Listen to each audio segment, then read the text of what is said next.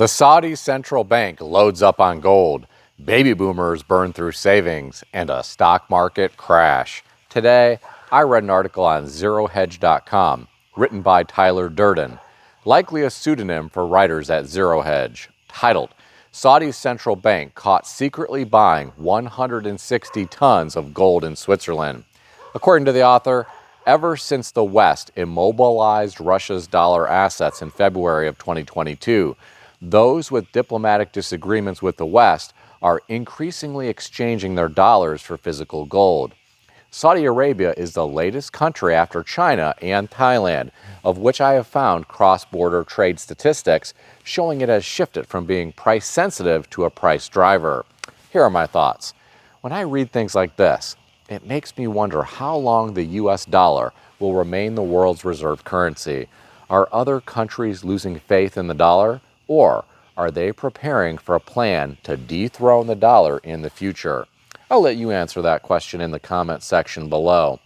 The buying power of the dollar has eroded over time. There's no doubt about it. There are a lot of people who want to own crypto instead of holding the dollar.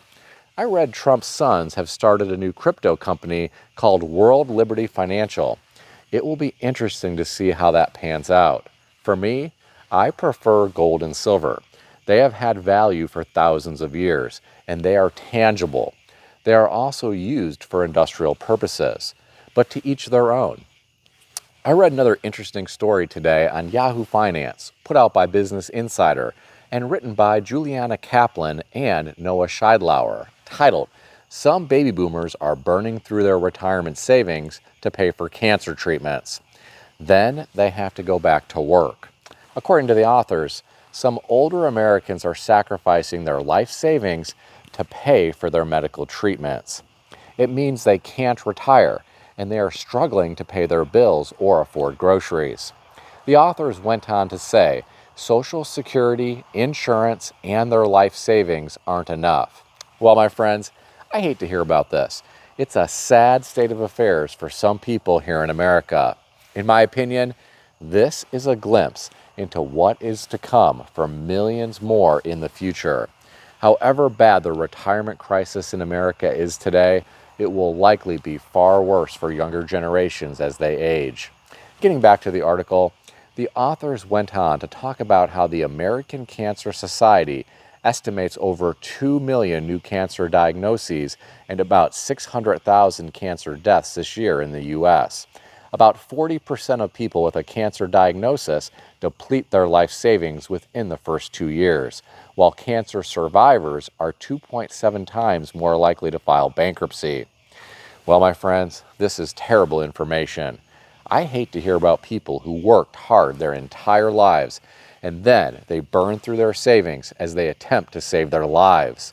It's unfortunate that our medical community charges so much. It's also unfortunate that there are so many things in our society that cause cancer. This is all really sad when you think about it. Some of these people had hopes and dreams, things they wanted to do when they got old enough to retire. Those dreams were thrown out the window when all of their money went to fighting cancer. It's like the rapper Coolio once said, life is an expletive and then you die still trying to get a piece of that apple pie. Well said, Coolio. Well said. On the topic of retirement, this next article was interesting. I read this on Yahoo Finance, put out by MoneyWise, and written by Christy Bieber, titled, Almost 50% of U.S. households will outrun their savings in retirement, but this one money move could sustain your nest egg.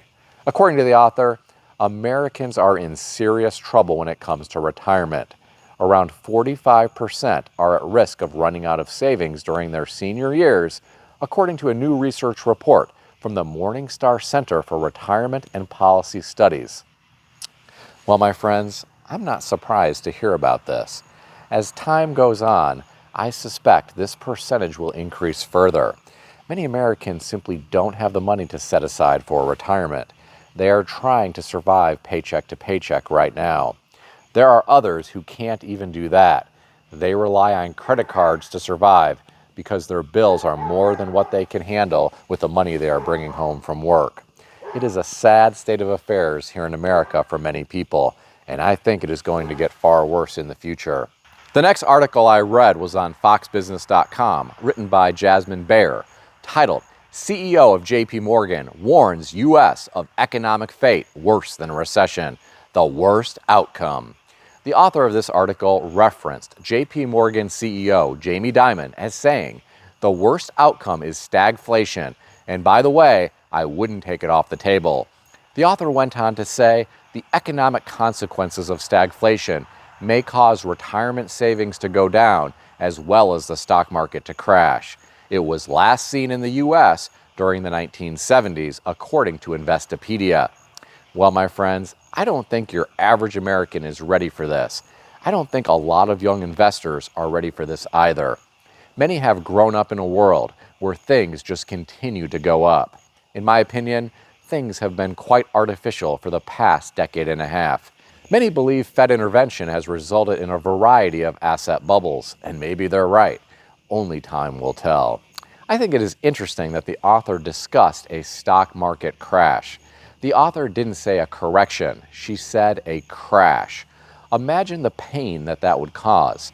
Imagine how that would impact people who just retired. Let's hope it does not come to fruition. This next article provides some interesting insight into what may be going on in our economy. I read this on yahoo.com, put out by Business Insider, and written by Dominic Reuter, titled, Auto Parts and Dollar Store Execs warn that low-income Americans are stretched thin and running on borrowed time. The author of this article referenced the CEO of Advance Auto Parts, who said, do-it-yourself customers are deferring maintenance that you would typically want to see. They are skipping on an oil change or ignoring a check engine light. The CEO of Genuine Parts said there's only so long you can defer an issue. Well, my friends, I can understand this. Many Americans are struggling to keep their heads above water. Inflation is crushing them. Their wages haven't kept pace with the rising cost of just about everything in life. Now it seems to me like everyone in our world is just kicking the can down the road if they can. And not just with deferring car maintenance. People are doing this with their student loan debt. People are doing this with credit card debt. People are doing this with buy now, pay later loan debt. Heck, our government is doing this with our national debt. When is a day of reckoning going to arrive, and how painful will it be? I'll let you answer that in the comment section below. If you enjoyed this video, consider subscribing to the channel. I want to extend a special thanks to everyone who has subscribed to this channel. I want to also thank all of my channel members. If you would like to become a channel member, there is a link in the description beneath this video.